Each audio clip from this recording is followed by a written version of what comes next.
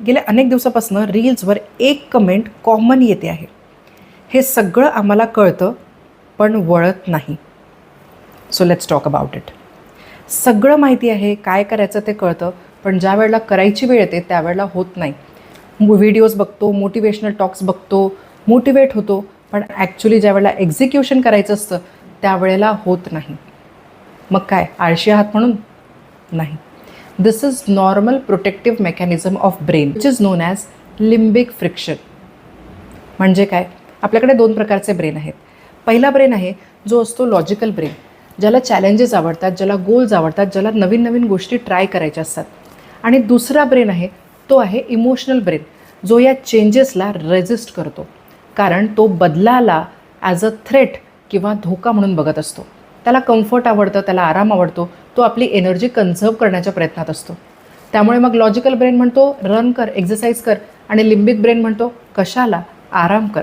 म्हणजे काय, गाडी तर चालवायची आहे, गाडीमध्ये पेट्रोल टाकलं आहे, गाडी स्टार्ट केली आहे, गिअर टाकला, पण हँडब्रेक जो आहे, हा हँडब्रेक लिम्बिक फ्रिक्शन आपल्याला काढू देत नाही आणि आपली गाडी कधी पुढे जातच नाही.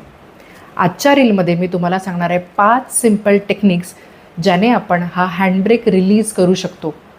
त्यामुळे वही घ्या, पेन घ्या आणि लिहून घ्या. हे सर्वायवल मेकॅनिझम होतं ज्यावेळेला खरोखर आपल्या जीवाला धोका होता, पण आता तो धोका गेला आहे आणि जेही बदल आपण करणार आहोत ते बदल आपण आपल्या हेल्थसाठी किंवा आपले गोल अचीव करण्यासाठी करणार आहोत.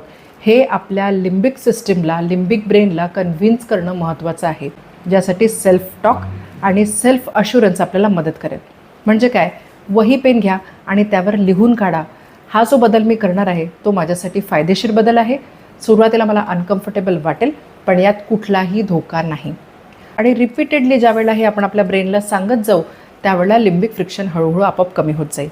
नंबर 2, अशा व्यक्तींच्या सोबत राहा जे लोक रेग्युलर बेसिसवर लिम्बिक फ्रिक्शन ओव्हरकम करत असतात. प्रत्येकजण लिम्बिक फ्रिक्शन फेस करत असतो, पण जे लोक डिसिप्लिन्ड असतात,